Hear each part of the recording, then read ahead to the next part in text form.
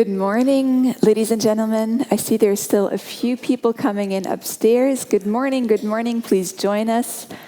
I promised last night that we would try and join on time, so that's what we're doing.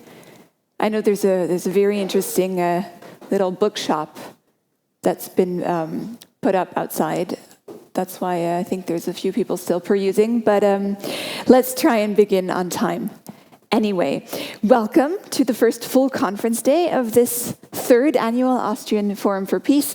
For those of you who did not meet me last night, my name is Damita Pressel, and I'm delighted to guide you through the conference once again. Our topical focus for the day is the transatlantic drift. The fact that Europe is becoming increasingly estranged from a United States that is increasingly disengaged from the international community, which of course causes a leadership vacuum in the areas of peace and human security.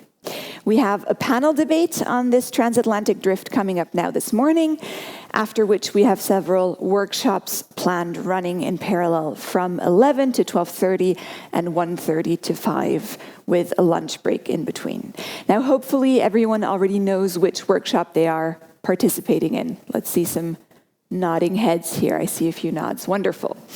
If you are uncertain regarding the room in which your workshop will take place, you will find plans to guide you just outside the conference hall, so you can check there.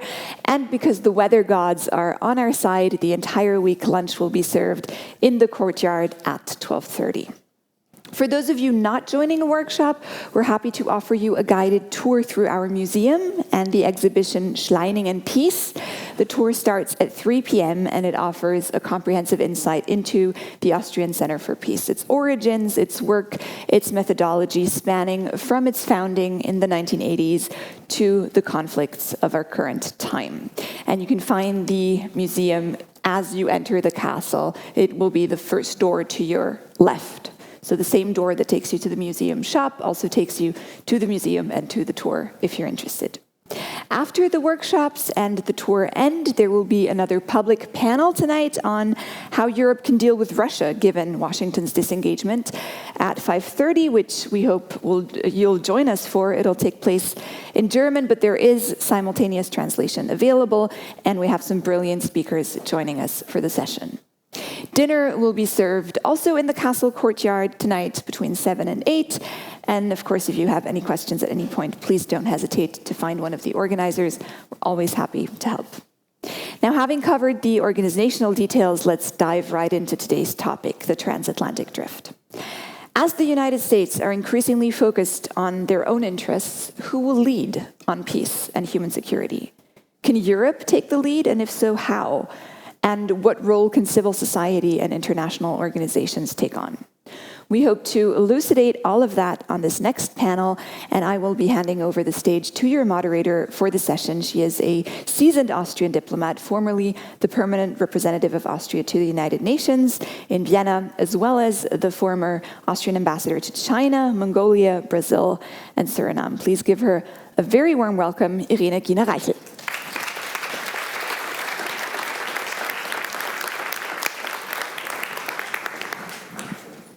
Good morning. Well, it's a great pleasure for me to moderate this panel.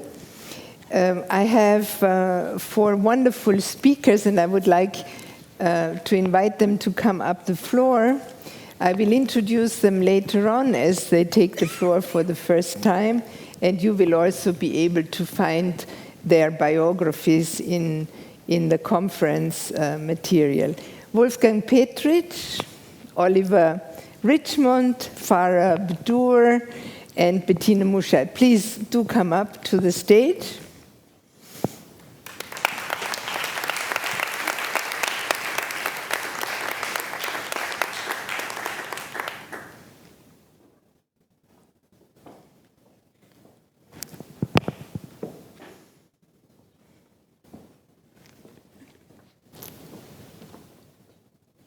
Wherever. Yes, wonderful.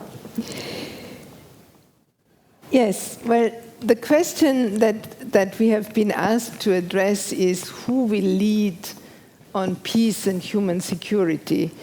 And our wonderful moderator, Damita, she already pointed to the difficulty that is brought into the international setup through the disengagement of the United States from Europe.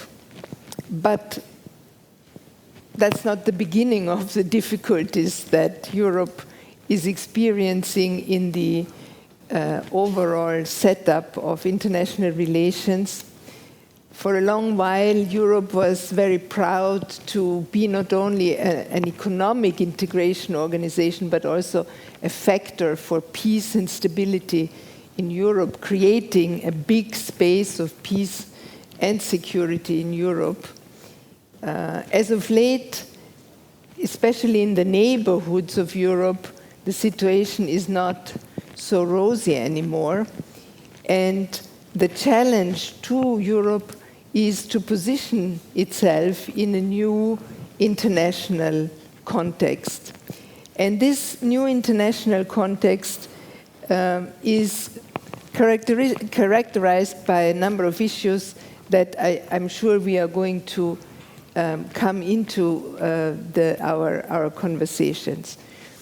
So I'm not going to preempt what our distinguished speakers will say. The setup for our conversation is that I will ask each one of our panelists to start us off with a little introductory statement of their main positions. And then we hopefully can go into an interactive exchange here on the panel. But we would also very much welcome participation from you all in our audience, our distinguished participants here. We have microphones to facilitate your participation. And so, be ready and willing to engage. We are going to make this as interactive as possible. With that little introduction, let me turn to you, Wolfgang, as our first panelist to take the floor. Wolfgang Petritsch, of course, is a seasoned diplomat, very involved in the peace processes of Dayton, very involved in the Middle Eastern situation, in the what we call the Western Balkans, very involved also in terms of reflecting on international relations and what our work as diplomats can mean.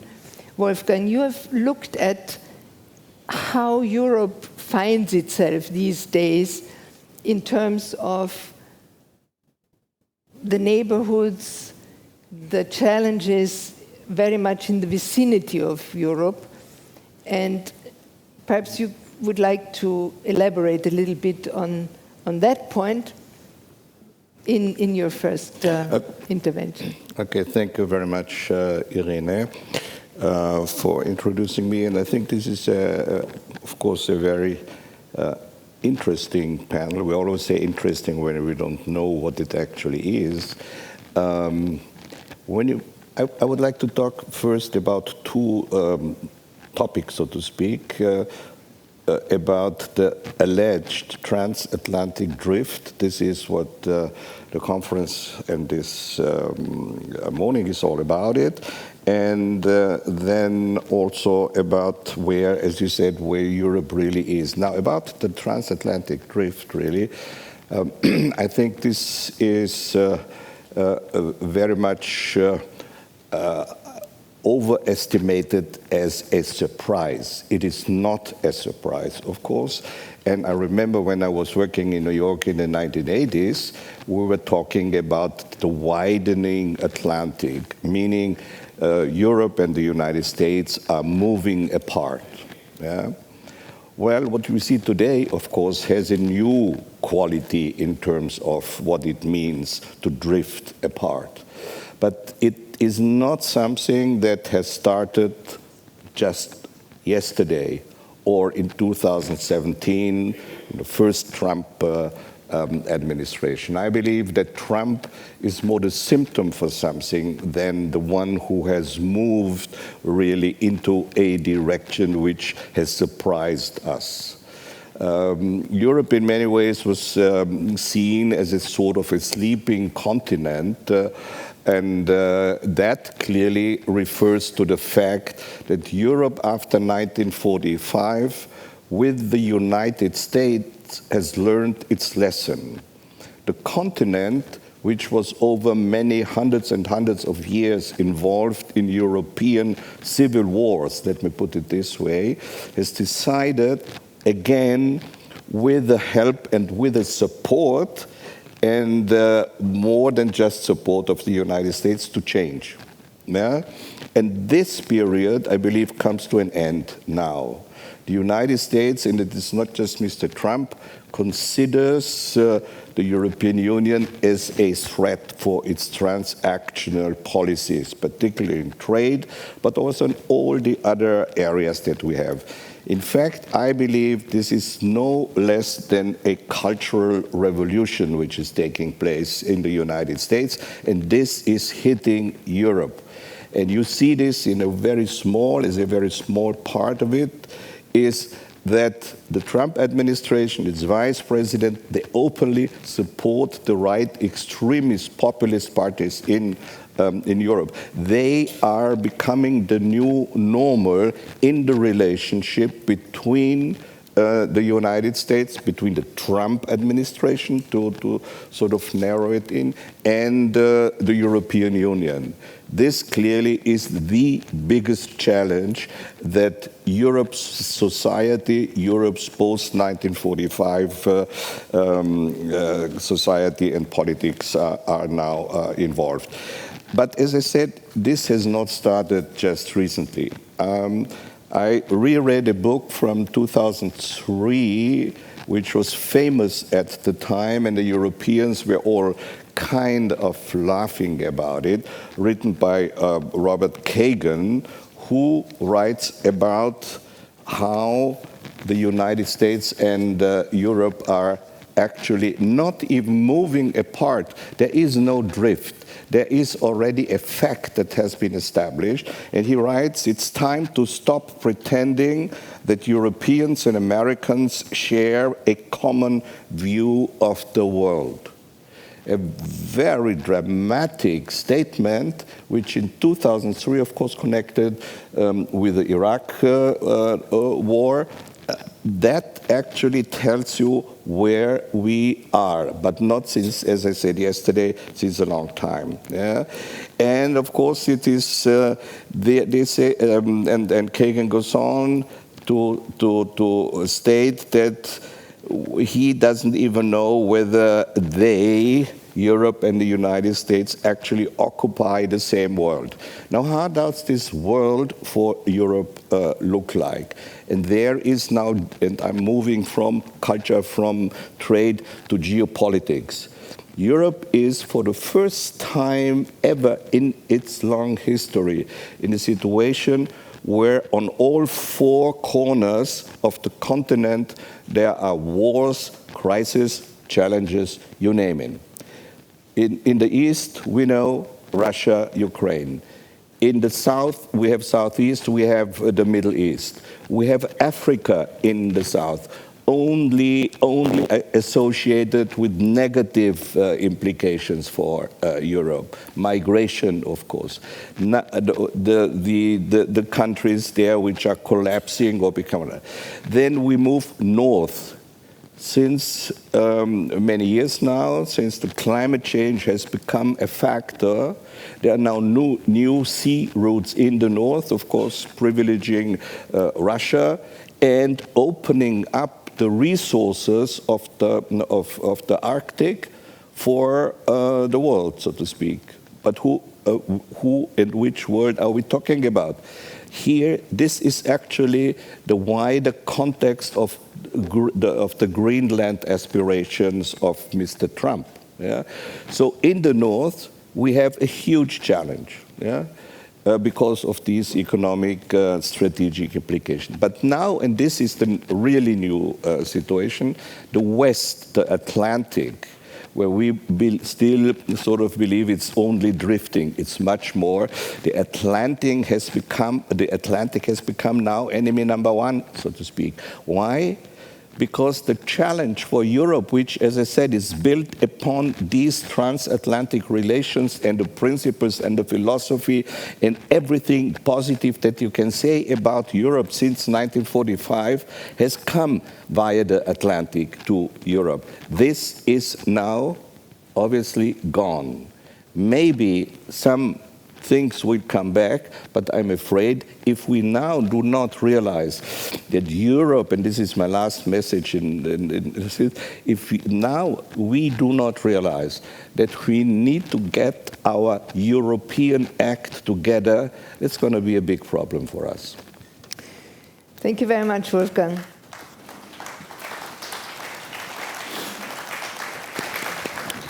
I think a lot of points that you made we will probably come back to also in the wider discussion.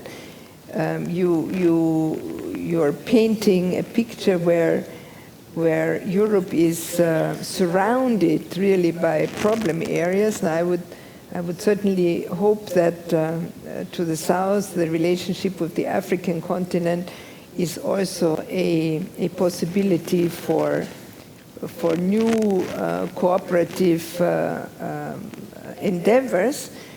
But as you said, the perception very much is also a negative one, often in terms of migration and so forth.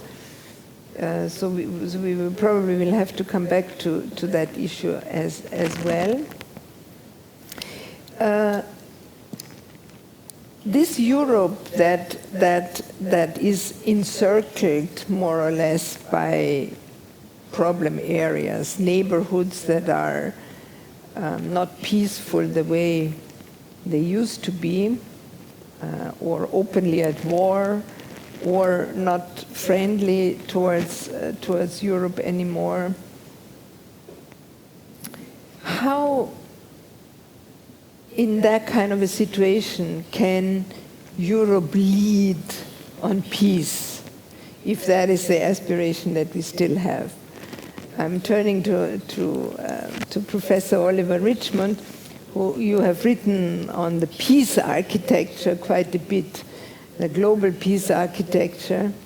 And from our preliminary conversations, I know that you have some ideas about how to improve that peace architecture, or you wish to expose some of the shortcomings of that peace architecture. Please, go ahead. Oh, well, thank you, and lovely to be here and to see you all in this wonderful place, talking about very important things. On thinking about peace in international politics and in the European region, I think we need to try to connect it with the very latest scholarship and thinking first in order to assess the practices. And I think we have been in the habit in international politics and international relations and in social sciences more generally, and certainly in the policy world, of operating within very comfortable conceptual categories: the state system, regionalization, integration, and imperial or global interests, if you want to take a historic perspective. And I think when it comes to peace and the very latest thinking and scholarship and practice around the world on peace, from local peacemaking to regionalization and to global thinking about peace, such as we see in the Sustainable Development Goals, the Sustaining Peace Agenda, the Common Agenda, the New Agenda, and whatever you want to call it, the kind of UN thinking about peace. You're starting to see the breakdown of these old categories. And I regard the debates that we're having about whether Trump or Europe and which way will things go, geopolitics, back to authoritarianism, authoritarian capital, tech capital, oligarchs and warlords returning under all of those rubrics. It's very retrogressive. This is conceptually retrograde. And in policy terms, we're being pushed into very retrograde modes of thinking. Once again, I mean, we're being forced to take seriously geopolitical, state-centric, regional and imperial interests, as if they were being dragged out of the dustbin of history. I don't think that works. It's the same with the divisions between North and South. Where do we find the latest thinking and practice? Do we find it in the global south? Do we find it in the global north? Which bits of those? I mean, I don't think this works conceptually. So in order to address your question, which I think is very important, I think the first thing is to think about is what is the latest scholarship? And how far you are from the dustbin of history really probably is connected to what the latest scholarship, or the gap between your policy, your standing, your approach, and latest scholarship, in which these categories have all broken down. They don't work, and you can empirically see they don't work. And that's why we're being dragged back into these geopolitical discussions about whether the EU or the US and so on and so forth. I think that when it comes to this kind of conceptual innovation, the EU and the policy and scholarly thinking around this conceptualization is the last man standing when it comes to peace at the moment. And that's because these categories are open to a very large degree. So there's space to think beyond the state, to think beyond this kind of individualistic, capitalistic, techno-oriented power politics that's emerging from that kind of discourse. The US and a lot of its scholarship hasn't avoided the trap of going back to these old categories, and so has lost trust, and most importantly, probably lost future trust around the world. And I think that's highly problematic. The EU hasn't quite got to that point yet. So the scholarship is telling us that peace can't be just equated with victory or the balance of power or conflict or crisis management, but has to go much deeper than that. Has to be equated with justice. In the 1960s, we knew about social justice from Galtung, and today we're thinking about equating peace with global justice, which brings in its various dimensions. Historical justice. How many peace processes, how far did peace building or peacekeeping connect with historical justice and achieve historical justice? Generally, it didn't. Distributive justice. How far did peace practice connect with the idea that material resources and capacities and knowledge had to be redistributed around the planet? It did a bit, but it has a very long way to go. Gender justice. Well, it's on the table for the first time in peacemaking. Is it being implemented? Well, that's very doubtful. Environmental justice. On the table. Is it being implemented through these peace strategies? It's not. And then racial justice, probably at the moment one of the most controversial, because it brings up these big questions about historical compensation and the ways in which the hierarchies of politics, its categories, and the global political economy are loaded against the former colonies of the global north. Do peace processes deal with these? Very slight degree. So you can see we've got a long way to go, but you can see that the scholarship is pointing in these directions, whereas the kind of mediatized discourses about international politics, which point to Trump and China and Russia and Ukraine and Syria and so on, Gaza and so on, read these things through these very old-fashioned categories where there is no peace, there's no way forward other than the balance of power, the reassertion of nationalism, of sectarian interests and identities and these sorts of things. They're self-replicating discourses that I don't think really help us. The EU dragged itself out of this hole, conceptually and in practice. It's a marvelous and historic achievement. All of the participants in those world wars and global imperialism and all that went with it, slavery and racism and all those sorts of things, began to try and turn it around conceptually and to break out of it. So what does that mean? And I'll finish just with a couple of comments about that for the global peace architecture and the way in which we think about peace. I think we have to move away from those old categories, through which we understand democracy and human rights, the rule of law, and so on. I mean, these are necessary things, but we now need to rethink and extend and improve. And we have to think about them in different ways. A key thing which I think comes from the Peace with Justice scholarship, which I think is leading the field in many ways. And for policymakers, you need to get close to that because other policies will tend to be short-term and possibly fail. So transversal understandings of power, historically power has organized things for us from the top down. But what we've seen since World War II and beyond is we've seen that thinking practices, policies that stick, often reverse that. They often put the weakest first in any peace or systemic reform. Mobility. I mean, we talk a lot about migration as if it were a problem, and it's causing populism and nativism and nationalism and so on and so forth. But conceptually, it's a problem because it shows how modern political structures can't deal with the world, the modern world, and its forces and dynamics. Mobility is a key one. It's essentially becoming to be seen around the world as a right. And I can go on. There's more conceptual breakthroughs that we need to make, which need to be transported into policy and into the structures and infrastructures and architectures of the world which make peace. And don't forget that peacemaking is central to world order. Without it, world order is in a constant state of collapse, rebirth, collapse, which is a kind of cycle we need to deal with. So my message is that I think the kind of European experience has taught us an awful lot, and we're still quite close, I think, to this scholarship. I think these categories of North, South, US, China, Russia need to be broken down. There's an awful lot of critical thinking about peace from all of those zones where we all agree. So these are artificial divisions to a large degree.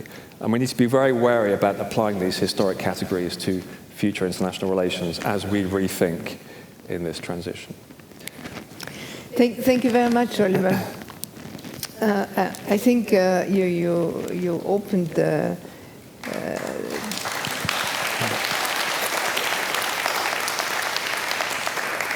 you opened our perspectives in a very important way, and by bringing in this approach of peace with justice. I mean, this is obviously something that cannot be achieved through the kind of transactional policy that is now being practiced by the Trump administration, and which the European Union in a certain way very unsuccessfully tries to emulate now. No? I mean, we are now moving a little bit in the direction of also wanting to do transactional international relations, leaving aside our values systems to a large degree, and leaving aside the knowledge that we have built up institutionally about systemic approaches. So that brings us to the question, of course, how can the European Union position itself, building on that those insights and that historical record of the European Union in this new context, and how is the European Union doing it in particular regional contexts. And I'm turning to you, dear Farah Bdour. You are an expert of the region. You come from the region, coming from Jordan, and have worked on issues of the Middle East for a long time, both for an institute in the United States, but also locally. What is your take on this issue, now that the stage has been set by the two gentlemen? Thank you, Irene. Before I begin, I just want to thank the Austrian Peace Forum for the warm welcome. It really touched my heart. When we're talking about the future of the European leadership, especially in conflict zone like the Middle East, I don't think we can assess this role in separation of the future of the American leadership role on a global level. And this is something that Wolfgang, touched upon. Yes, we all know that the seed for disengagement has been planted many years ago. Since the Obama administration, basically all American presidents recognized the need to shift the scarce military resources out of Europe and into Asia, and they all wanted the NATO allies to do more and to share more responsibility when it comes to their own defense. However, no previous administration was willing to pay the political cost for doing that. Now, with the second Trump administration and with the president's unconventional, unorthodox leadership style, he's doing that, and he's doing it very fast. Yes, in less than 2 years, we are going to have a new administration in office, and this administration might reverse elements of Mr. Trump's, foreign policy. They might reinstate foreign aid. They might restaff international institutions. They might show greater warmth to the NATO allies. But I find it hard to imagine that once the resources have been shifted out of Europe and into Asia, I find that any president, Republican or Democrat, will shift these, back in. So this is to say that when we're thinking about this issue, I think it's a mistake to see it through the lens of post-Trump restoration. United States is changing, and it's changing very fast. They will prioritize their national interest, and they going to push more from the allies in Asia and in the NATO to do more. And with that, I would say it is fair to predict that we are going to witness more tension in the future between the United States and its allies. I think this is where the foreign policy in the United States going to shift, and the United States going to transform from being a wholesale security provider into a security enabler. And with that shift, I think it's also fair to assume that there will be humble emphasis on values like human rights and democracy, and there will be a greater focus on shared interest and shared principle. And with that, we could predict that the non-democracies around the world will have a greater role in the alliances that it's led by the United States. So this is to say that the future of the alliances, global institutions, treaties, is going to look drastically changed and different from the one that we already know. And that, again, I'm not saying that this is necessarily a bad thing, but I'm saying that we need to be prepared for that change. And for me, the way I see it, looking from the region, it will open the door for Europe and other players in the world to assert themselves. It is an opportunity, there's the space and necessity to reimagine their role in the region. When it comes to the Middle East, I would say the Europeans should focus on two things. And who am I to give advice for the Europeans, but I'm just trying to give the image from the region. I think first and foremost, the Europeans should assert their interest, and this is something was tapped upon by previous speakers. If the United States is being transformed from a security provider into a security enabler, then why not Europe will also evolve from being a passive donor into a strategic and deliberate architect of peace, like what Oliver was talking about. But in order to do that, there's a lot of, I would say, homework has to do, especially when it comes to the decision-making within the European Union, which makes the European Union more passive and crippled when it comes to issues that it is very important, whether we're talking about, migration, fueling extremism, the disruption of fuel and energy market, all of that. But in the past, 2 years, I think Europe did a lot, but there was no really tangible effect on the ground.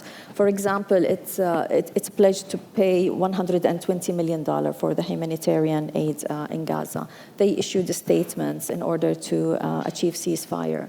They called for the respect of the international law, but at the end of the day, there was no strategy, and there were no deliberate and consistency in doing that.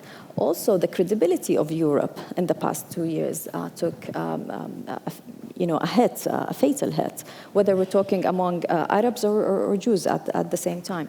So the framing of the relationship between Europe and the region should be something that should be reflected on. I don't think it should be shared on values or principle. I know it's very hard for me to say that, but I think this is the reality. It should be shared on, it will be framed on shared principles and shared interest. Investing in the stability of the Middle East is actually investing in the security of Europe, just having this framing around that. And of course, Europe has many tools. It has the leverage, it has the economic clout, the military power, and the legal framework and institutions to empower those in the region who serve Europe interest. And I'm refraining from using any labels like moderates, spoilers, all of these terms. Just invest in the people in the region and the parties in the region who serves Europe interest, and this has to go through a very hard conversation about the decision-making mechanisms within Europe.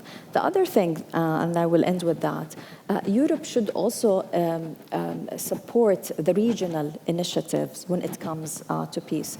We know that recently the Arab states, especially Saudi Arabia, the center of gravity in the region, the power gravity in the region is being in the Gulf, and especially with Saudi Arabia. They launched the Global Alliance for the Recognition of the Palestinian State.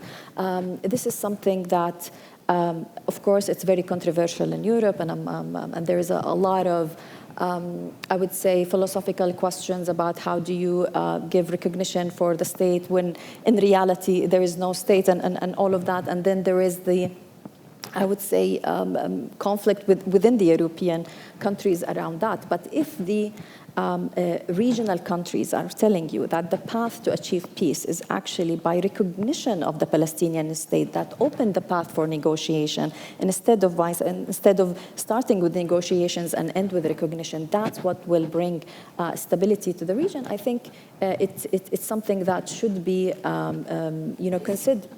Listen to, only 14 out of 27 countries in the European Union recognize Palestine, and we need more. And again, once the framing with the region has been shifted away from values and human rights, and we're saying that we need to do this in order to save our interest, I think that will influence the internal dynamics between the European countries. So I will end with that. I think Europe should assert its interest, understand that going through a very deep and sometimes painful conversation about the decision-making, and support the regional initiatives because that's what the region wants. Thank you very much.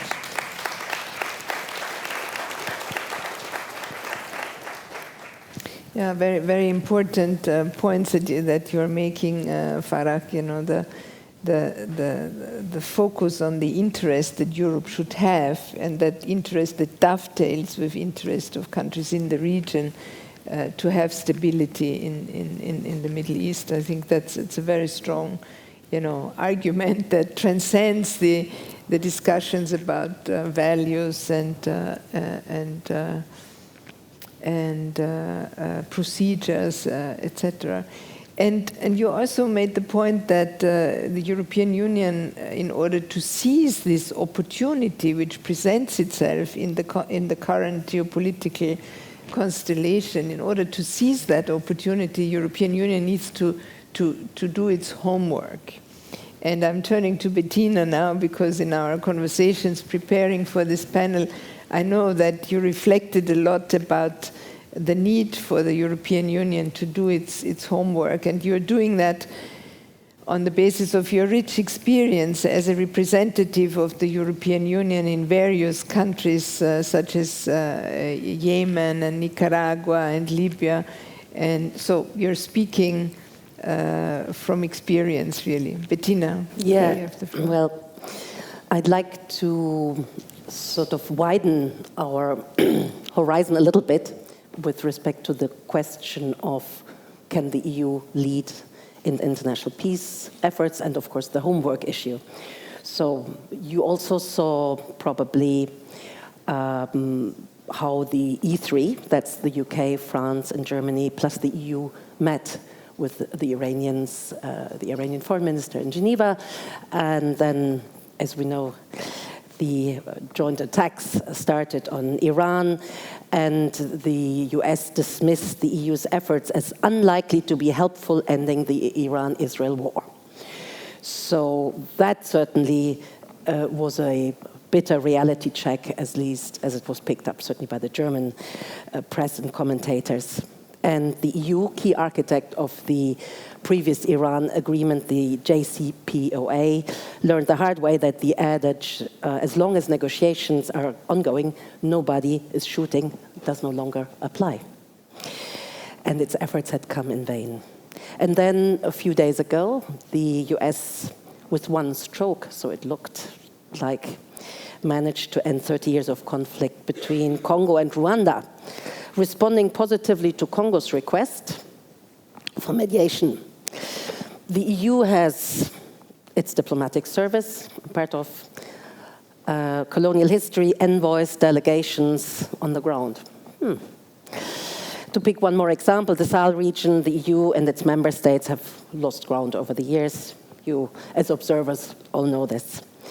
So we accept that peace mediation moves usually slowly, but here we've seen some very rapid and somehow to be seen whether effective or not actions. We cannot escape the need for introspection. And so I'd like to turn to the homework the EU will need to do, because we haven't spoken about this beyond the decision making. And of course, I'd like to preface this and say, perhaps this extraordinary crisis, and I see it as being all grown up as a transatlanticists, even back home, just returned now from the trip to the US. Perhaps this crisis also means, as famously, opportunity to forge the European project internally, becoming more united and strong before we project our ambitions abroad. And that would perhaps also help the Middle East. We note, many of us perhaps here in such a peace project like this institution, with a degree of apprehension that we spoke about 2%, 3.5%, 5% defense spending. All of this is to counter the US possibly quite correct perception that we had outsourced security to them and then built up these luxurious welfare states in our own borders, with round borders, and having a cozy time. And obviously the EU is then not being taken very seriously, it seems. So we should be vigilant, I think, with respect to all these spending targets, not because they're not good per se, but they could possibly hide that we are simply not joined up underneath. I looked at, there are plenty of studies and they give you plenty of figures, but these studies suggest that the cost of non-cooperation in defense spending could range from 18 to 57 billion per year.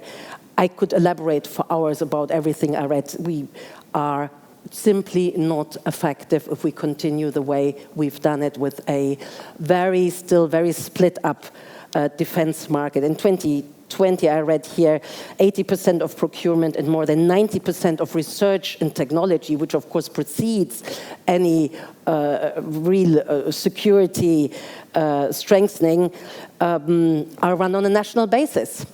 That simply cannot work any longer. There needs to be a very different approach when it comes to securing us jointly. And then, there's, of course, deployability of equipment. The list is very long, and I just wanted to to tick you off and go and research in that respect. I think we should hold our national governments and the EU collectively accountable to not just spending targets, but to genuinely depart from the notion that a country can do it alone. It needs a very, very different, it needs us leaving behind comfortable, beloved national interests in that field, because this time round it's vital. The internal market is another field where I think we can do much more. I had not looked at that until we had the Draghi report, and that was really reading us, I would say, the Riot Act in many respects, because it just pointed to the fact that despite Jacques Delors and all the other fathers of European integration, we are certainly starting from a different level, otherwise we wouldn't have an internal market, but we are actually sliding back in some respects. Again, here, if we don't take this now very seriously and move forward, because it is vital to back our increased expenditure, for example, in defense, by consolidating what we have and also protecting something that in the previous commission, we even had a commissioner who was the commissioner for the European way of life. And, you know, at the time I thought, that's a bit of an odd title, but now I really think, yes, we have something very deeply to defend the European way of life, and it is much more than what perhaps an American observer would suspect this can be. It means that we can keep up our welfare states and protect, contrary to the US, those who are vulnerable. But that we can only do this if we consolidate and we become honest about the need to make our small little fiefdoms that, you know, somewhere, if you look big picture, member states in some respects can still seem, you know, I've just read 6,000 regulations prevent the free movement of people, you know, professional recognition of titles, etc., across borders.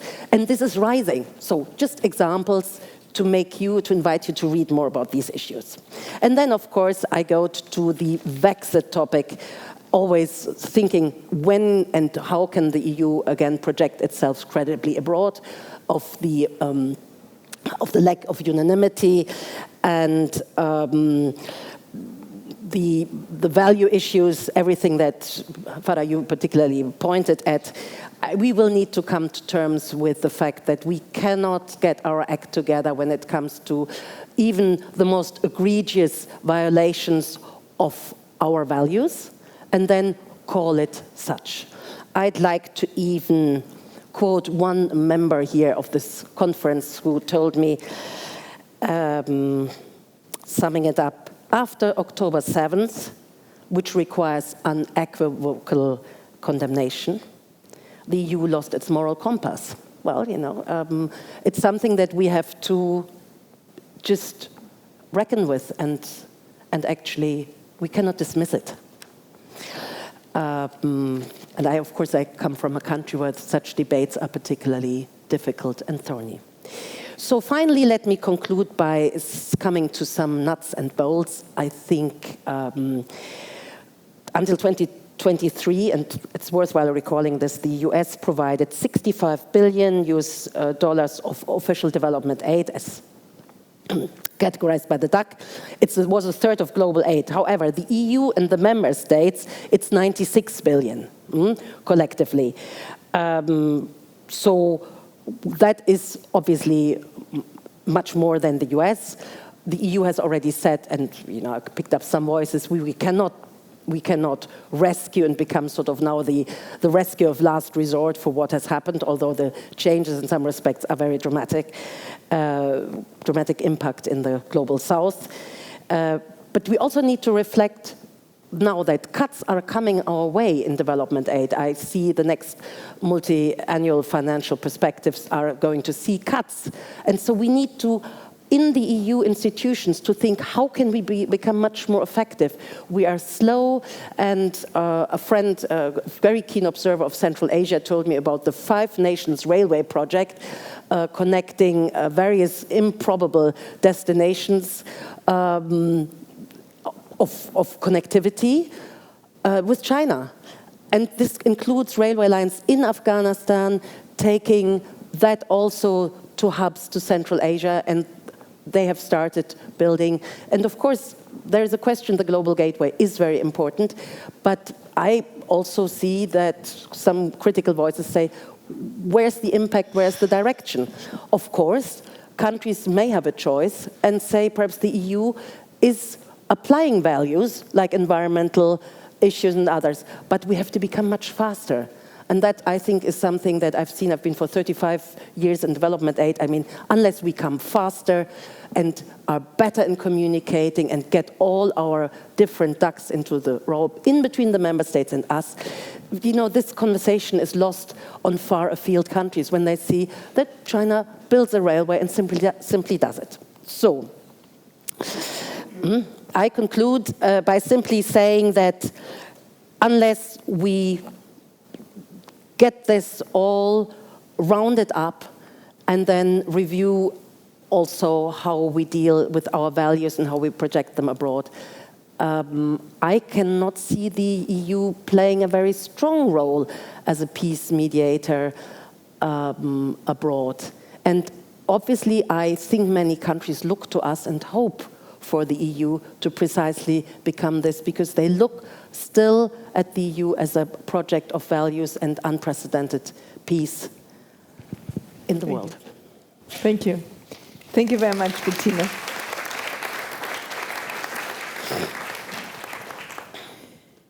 Well, this was a very interesting opening round, and there are a number of elements that came out of the statements that I would like to pursue a little further in the coming minutes.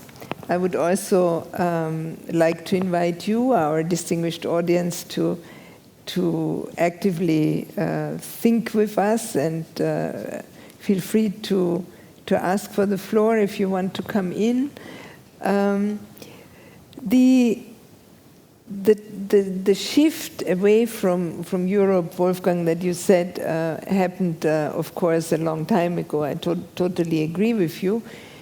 And one of the reasons, of course, why the United States shifted away from Europe is because they turned more attention to the Pacific, and in the Pacific, of course, there is China, and the competition between the US and China is an element that cannot be overlooked.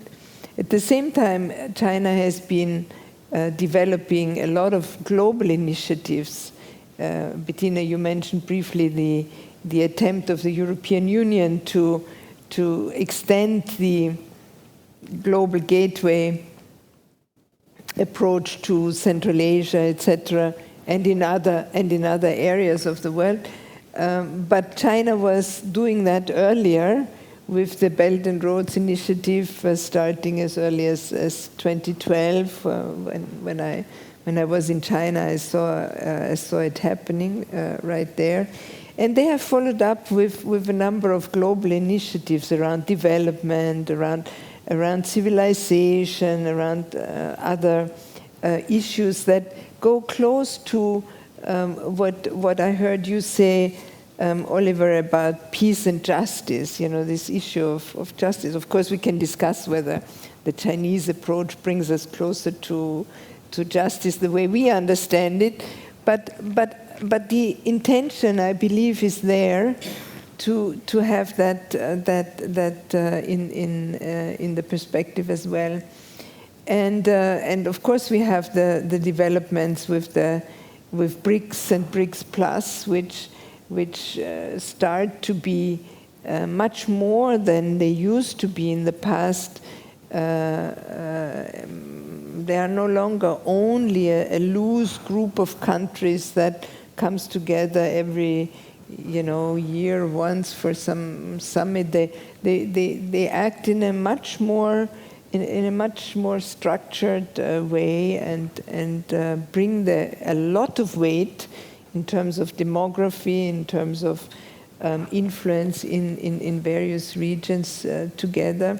So when we position the European Union with all the shortcomings that you pointed out, Bettina, but with all the potential also of the history and the record of the European Union so far, when we position the European Union in this wider context, where do you see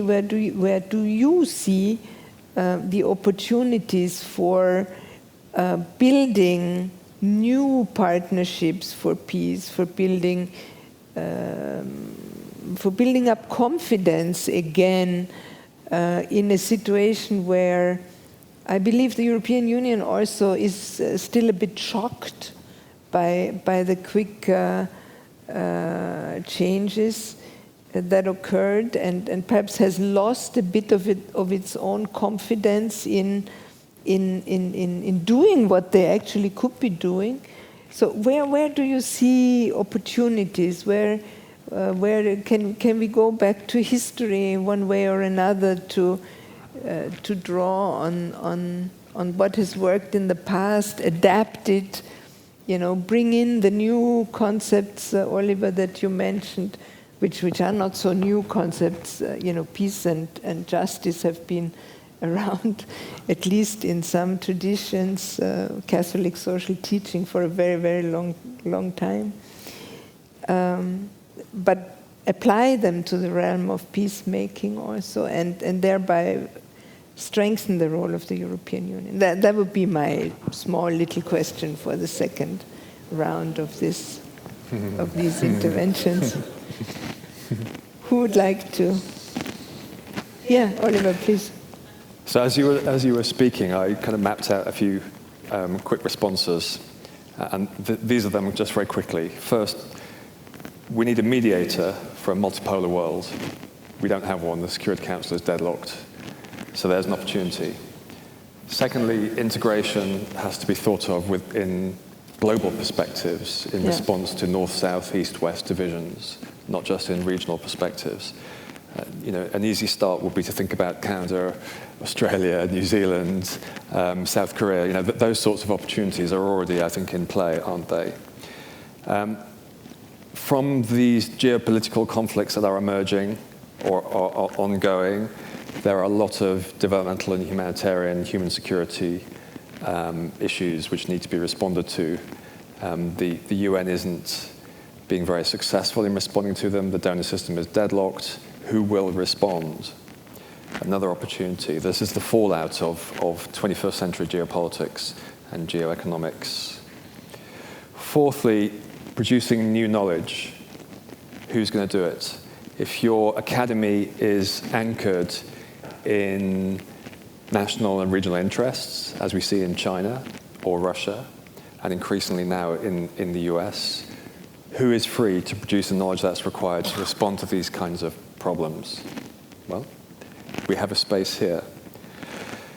I think my colleague here raised a very important point about rethinking diplomacy and the peace tools associated with peacekeeping, mediation, and also citizen-based approaches to conflict in the context of the new environment, which operates at a much greater pace, speed, networks, transversality, mobility. I mean, these are the characteristics of successful diplomacy and therefore of peacemaking in modern environment. And this brings us back to the old points that you raised, the iterations of various historical relationships between peace and justice. Who can close that gap? Will be the mediator, the successful peacemaker, which shapes the next phase of world order. And the key thing is to remove the utility of violence as a political tool. China, Russia, and the US are putting the utility of political violence back on the table as a political tool right now, and not just them, but many other states, regional actors around the world too. The goal, I guess, of the EU and of its various iterations over time, including Britain with Britain out and so on, has been to mitigate, subdue, and to remove the utility of political violence as a tool of politics by using various tools, whether they are direct tools of peacemaking or institutions, constitutions, the rule of law, regional strategies, international law, international institutions, and so on and so forth. Political violence is kind of blowing out of those constraints again, and we need to think where we have space to think about how to get control of that phenomena. And here, I think, is a good space. Very difficult to do it when you're under such acute pressure, whether it's top-down authoritarian pressure or the pressures associated with scarce resources and environmental disaster and so on and so forth, or war around the world. So there are, I think, 5 or 6 opportunities there for us to be thinking through. Thank you. Thank you. Yes. Wolfgang, let me also turn to the audience and I recognize if I see any questions. Wolfgang, go ahead. Well, let me refer to some of the points that were made, and Oliver, you rightly referred to the new concepts, new old concepts of peacemaking. The big structural question is whether they still apply to our world today.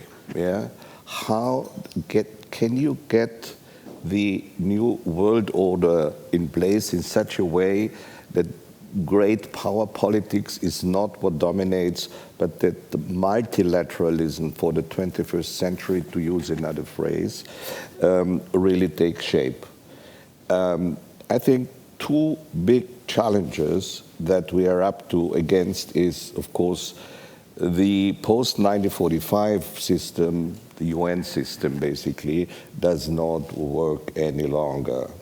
And I'm extremely concerned when one talks about the United Nations in condescending terms. There's a lot to be criticized on it. But the United Nations are a members-driven organization. They are only as good as the members want it to be. Yeah? And this is the challenge that we see in particular now. I come to where do you apply this, if we could agree on this, what I've just said. It is the Middle East. And there, the scolding about the United Nations is the biggest. And it's understandable from Israel's viewpoint, because in the United Nations, Israel is being smashed all the time.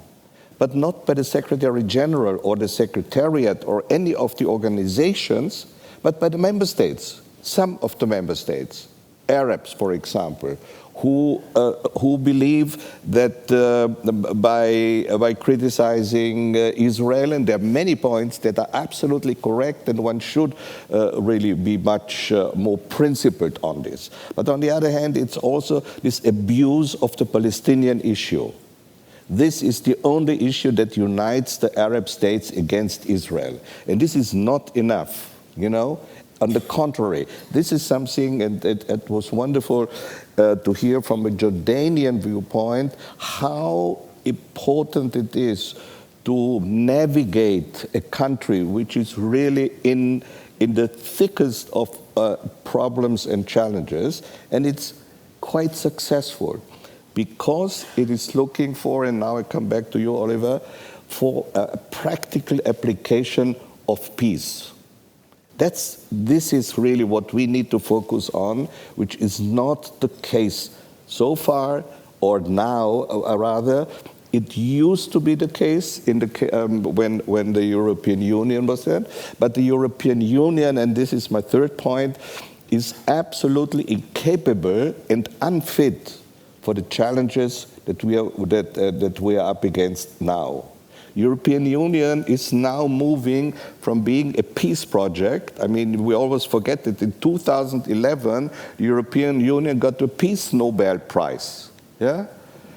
And now the European Union is basically dysfunctional to approach the challenges that are around. So the solution for the European Union is an institutional one, and it is a reform of the governance system.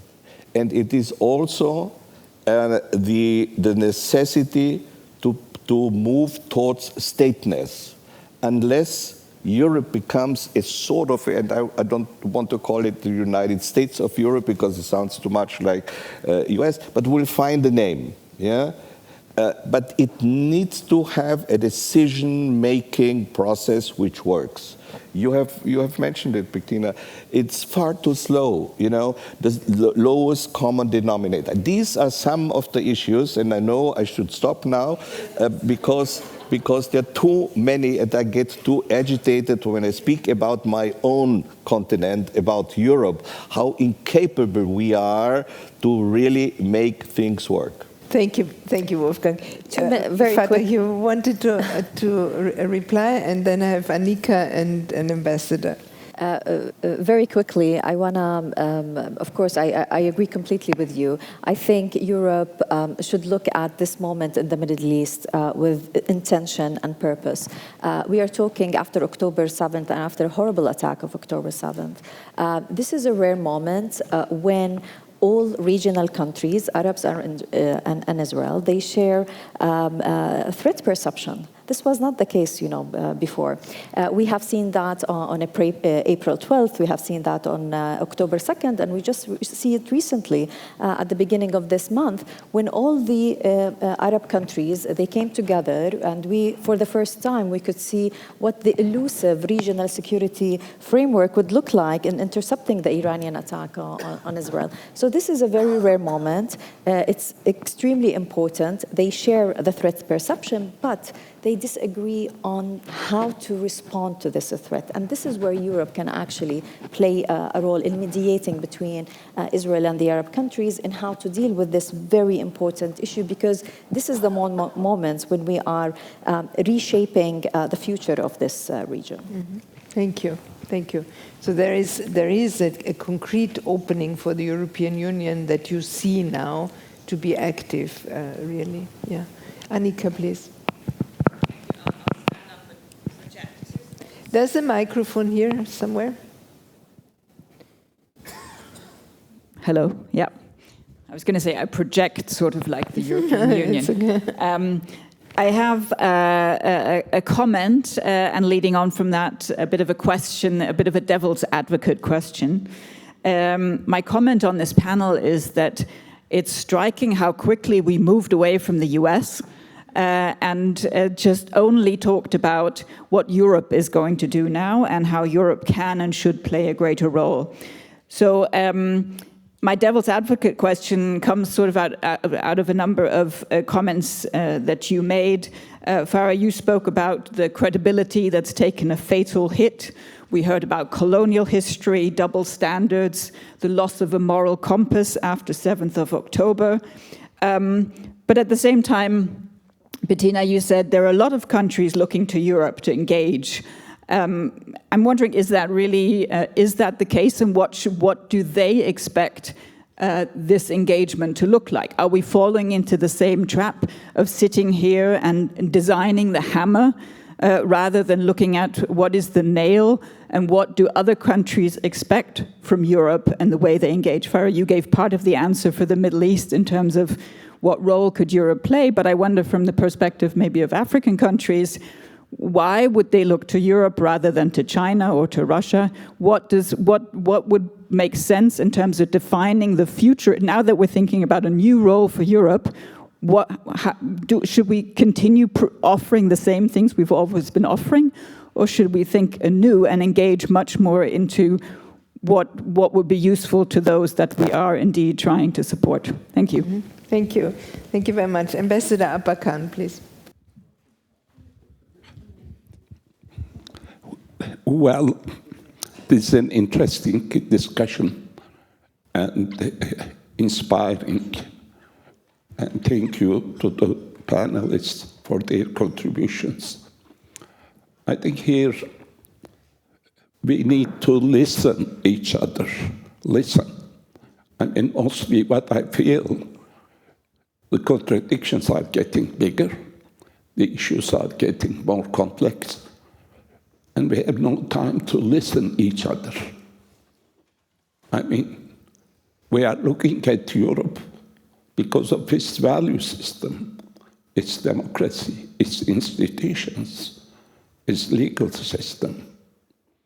And Ambassador made it very clear, our colleague Wolfgang, European Union was a peace process for me, rather than a project. I mean, runner, or we are somewhat lost in projects, in transactional approaches. We need to look at each other with some type of common sense instead of transactional approach. Instead of reciprocity, we have to have a dialogue. We should not let the things go to the moderator or mediator. Peace is our common value. And the professor made the point. We have to look at the world order from the perspective of peace and its structures. And at the center, I think Farah made it clear, people, protection of people, caring for people, because peace is for the people. Without people acting with geopolitical thinking, interest, we will go nowhere. I think the world order, the new world order, the ambassador made it, has to be based on the expectations of the people. Maybe we should go back to UN Charter and unbiased. We have to reactivate it. We need the UN. We need the European Union. But when we look to the Middle East, or even to Mediterranean, what I'm seeing, the old conflicts with new versions, but there's an increase in the contradictions surrounding us.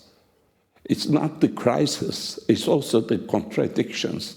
So our work should have to get smoothly out of these contradictions.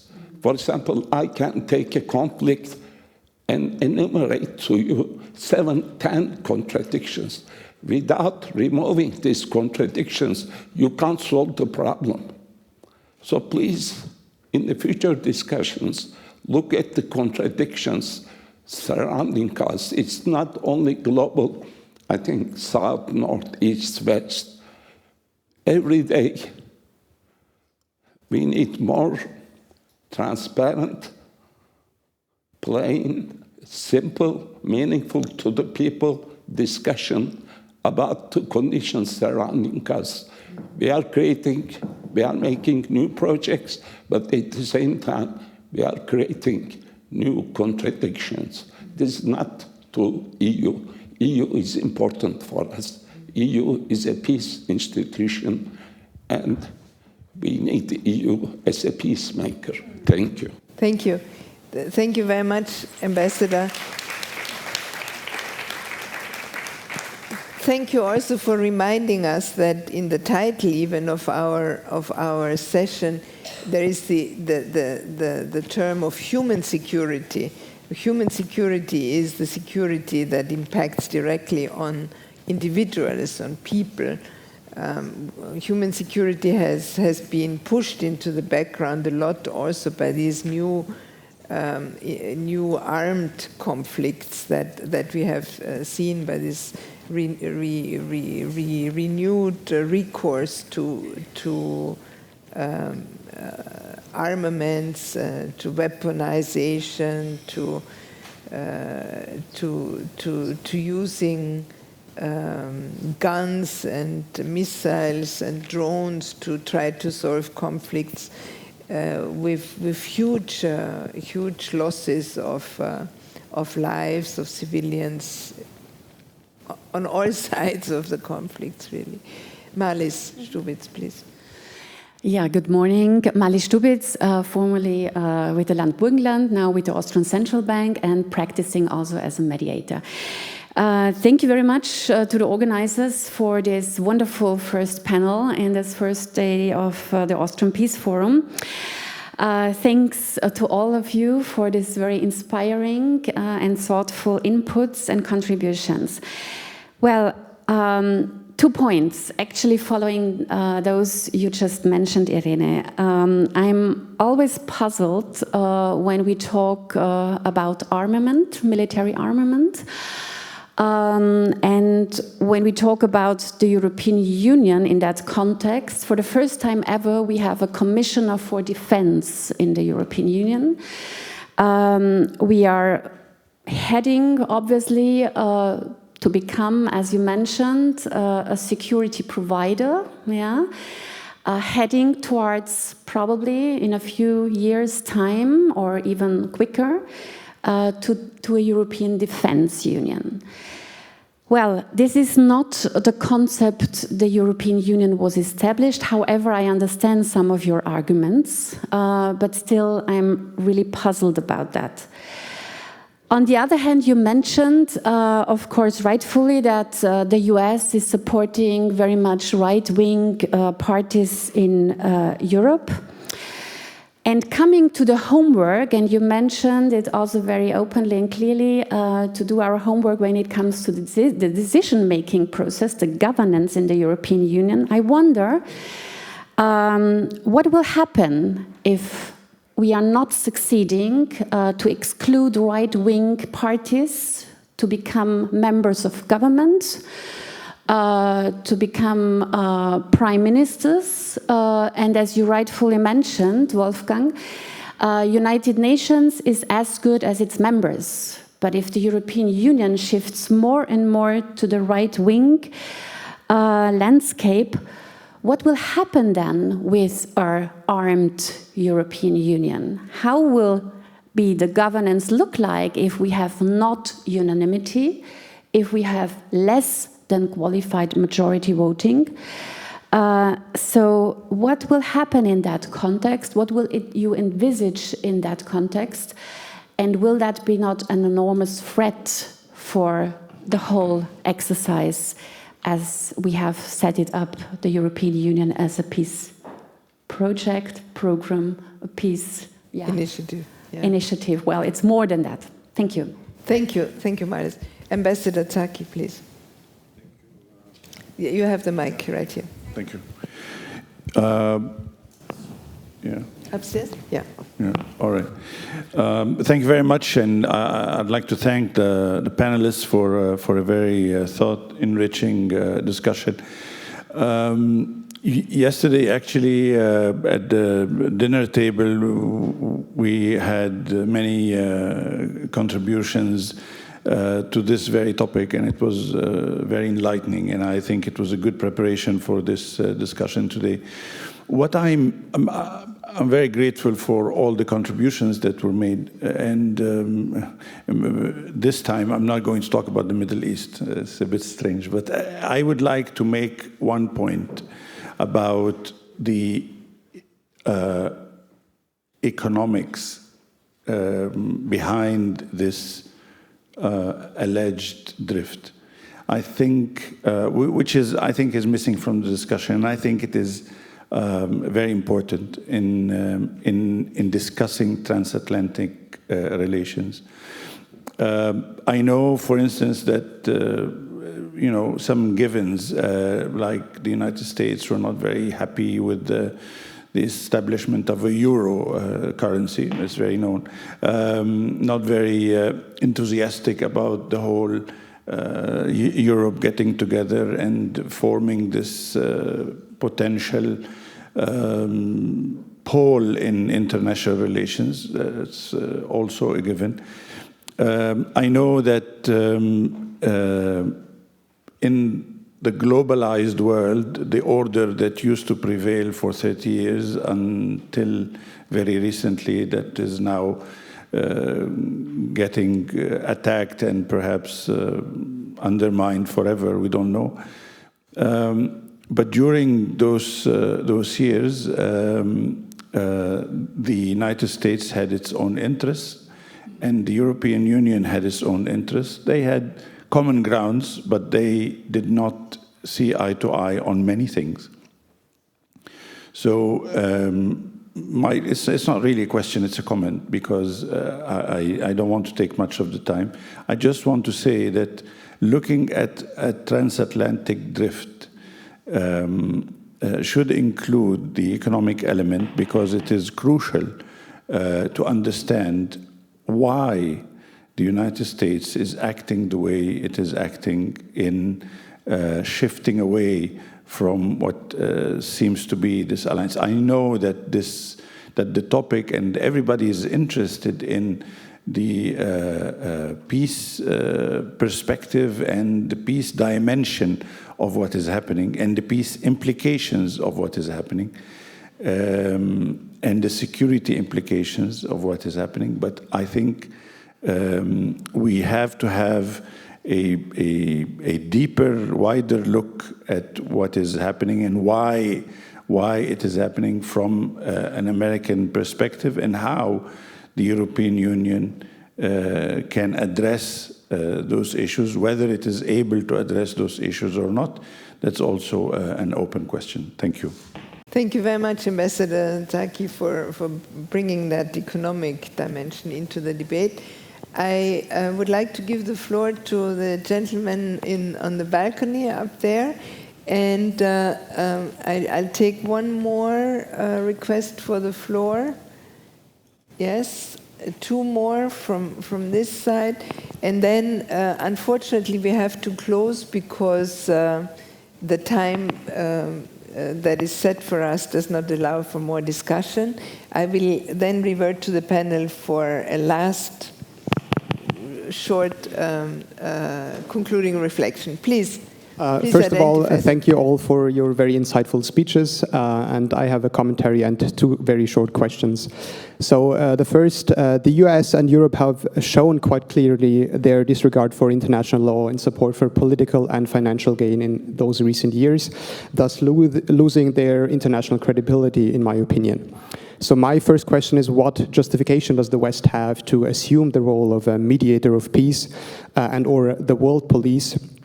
And sort of suggestion is, isn't it time for the West to kind of sit down, take a breath, and reflect upon its actions in those recent years, and maybe sort of hand over the stick to other countries to pave the road for peace?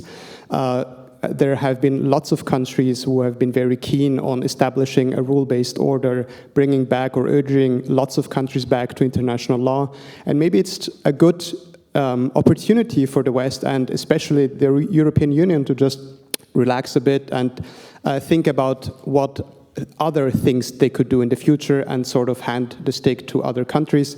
For example, like South Africa, who has been very keen to bring back the international order and human rights and international law.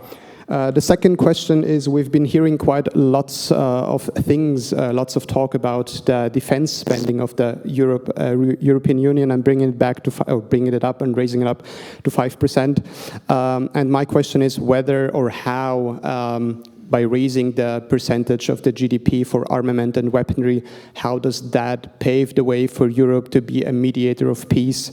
In my opinion, if I see a person fully armored and having lots of guns and lots of kinds of weaponry, that's not the kind of person that I would go to in order to establish peace. So that's a question for the panelists, and thank you very much. Thank you very much. The gentleman here, yeah, please. So thank you. I would like first to congratulate the panelists. And my name is Boni Mpaka. I'm a humanitarian practitioner, mostly in the way of humanitarian access negotiations in complex emergencies, not only armed conflict, but also in terrorist contexts such as in Sahel region, but also East Africa. So I'm happy to be here, and a small comment, or if you can consider it as a recommendation, is to build on yesterday's point from the former Minister of Defense, saying that the classic ways of dealing with the ongoing crisis, I think, has shown their limits.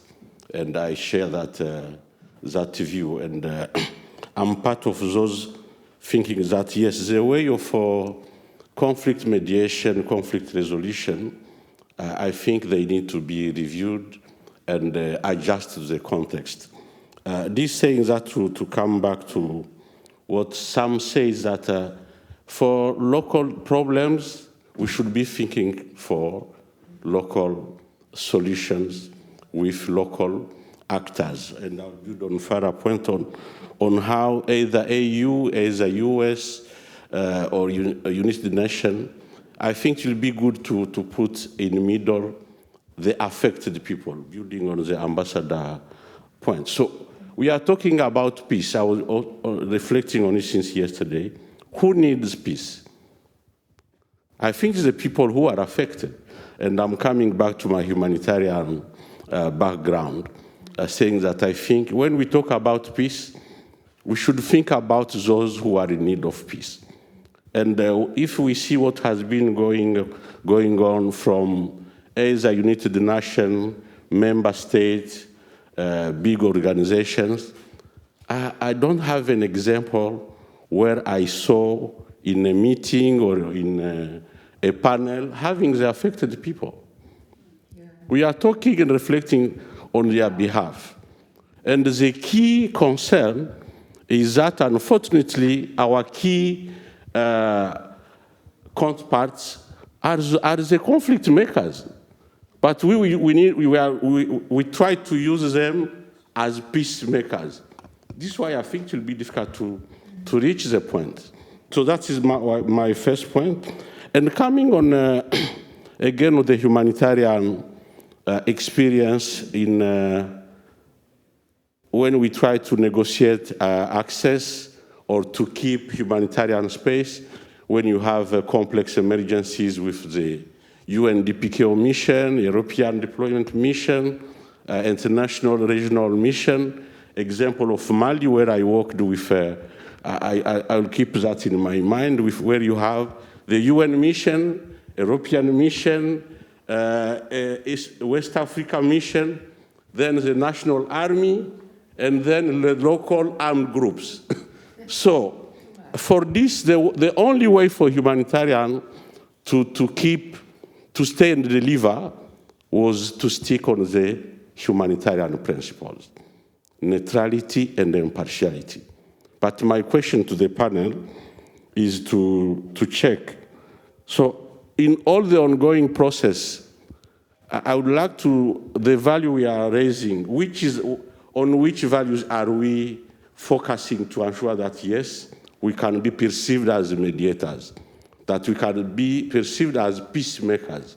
Because for humanitarian, our only point was to be neutral and impartial. We don't talk even about our donors. I remember in north of Mali, if you say that you are receiving money from Europe, then you are an enemy. So you'll be targeted. So I think that was, and the last point from the UN, I think, coming back to the complex context, I would like just to recall that the United Nations, there are a lot of issues, but when it comes to the UNDSS, there are some improvements on ground we try to build on, such as the new concept of stay and deliver. As you know, in the past, I started talking with the UN when I was finishing my university in 19, so I know what I talk about. We shifted from evacuating than stay and deliver. Try to see how you look for community acceptance than counting on the army, on the politician. The other one is about saving life together. I think this is another also a new way of working on which the humanitarian should be supported, because we shift from the UN agencies to the humanitarian community. Not only the UN agencies, but also with the international NGOs and the local NGOs. And the last one is about we don't leave nobody behind. So, and this is again coming to the values of impartiality and neutrality. Because when you are in a conflict, you must be careful on to whom are you giving the relief aid. So if it is perceived to be to one of the community in conflict, then you are a part of the conflict and you will be targeted. Thanks a lot for... Thank you. Thank you. Thank you. Thank you very much for bringing in the very important perspective from on the ground, from really the people that are impacted by conflict, by armed conflict, by war, by insecurity, and those people that we need to have in mind when we have our discussions. Our last speaker from the audience, please, you have the floor, madam. Thank you very much. My name is Zara.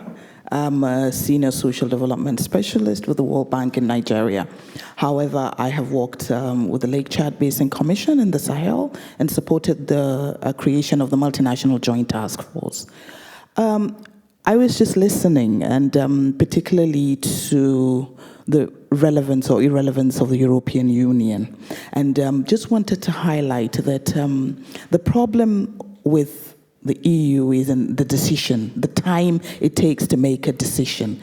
And that really has brought, a lot of agitation, particularly in states that receive this aid or guidance from the European Union. So we also have the African Union. But the African Union has that is probably a bit distinctive from the European Union is, in as much as we have the member states, we also have selected member states that aid in making the decision. So like you pointed out, Bettina, we have a group of member states that make the decision. While all member states are represented, the decisions are made by a few of those member states. And then it cuts the timing. But the European Union, I can see that everyone is sitting around the prism, and it often at times takes a lot of time to bring the decision. And as the people are benefiting from this, they would rather then go to countries, probably like the US or even China, that makes a unilateral decision and is faster. So I thought I should just, probably the time that the European Union takes to make. When the decisions finally come, I tell you they're sustainable, they're credible, they're good, but it takes a lot of time, and probably the dynamics of the conflict could have changed during the time that the decisions are being made. Thank you very much. Yeah. Thank you very much. That's a very practical and very important observation as well.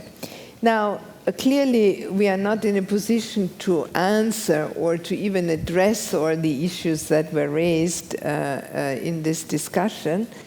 I invite you to come to the panelists bilaterally during the coffee hour and in other opportunities. I would like, however, to give the floor to the panelists for a last statement, and a very brief statement. I really want to hear from each one of you the one recommendation to yourself, to take the issues we discussed forward towards more peace and justice. So what would you recommend to yourself to do to take our issues forward towards more peace and justice? Can I start with you? Sure. One piece of advice for the region, for the Middle East, take more agency, do the heavy lifting. I think the regional countries are already doing that, but they need to do that more assertively.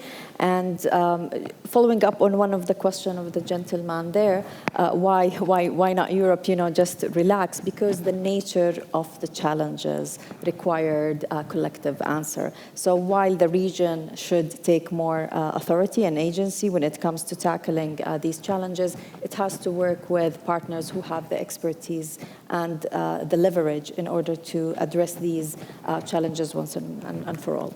Thank you. Wolfgang, what's the one recommendation to yourself? Well, I would want to see a far more social Europe, in a genuine dialogue with the South, with not the global South. I think this is a misnomer. I believe those countries, civil society in particular, peace movements there, to really and seriously dialogue with them on, really on an equal level. The inequality issue is the biggest challenge for Europe and the globe. Yes, wonderful. Bettina, your one recommendation to yourself. Approach what we want to do as EU in the world with humility, and at the same time bring our own house in order so that we are in a good position to listen actively what is expected from us in third countries, whether it is speedier development assistance or the kind of guidance that you sort of put to us that you would be expecting from us. So Thank you. these three things. Oliver, what's your one recommendation to yourself? I think, as an academic, of course, I would be interested in us digging into two phenomena. One would be peace washing, that is using peace to cover geopolitics and interests, naked interests, and not referring peace back to human security or human rights and other justice-related questions, which we've heard from around the audience and the panel today. Secondly, would be to dig into these questions of complexity, speed, and the breakdown of categories that we're all very familiar and comfortable with, which relate to the way in which the UN system and the regional order, whether it's the EU or the AU, and to the ways in which law, international and domestic constitutional, has been constructed as forces for peace. As these categories are breaking down, we need to understand this, what's going to replace them, we need to have a clearer view of that in order to preserve these basic foundations for peace and peacemaking. Thank you. Please join me in giving a big hand to our panel. Thank you also to the audience. And let's continue our conversations. Let's do so in the workshop room, so please make your way there now. Coffee's served there. Thank you so much for being with us and participating so actively. And I'll see you back here at 5 for our next panel. Thank you.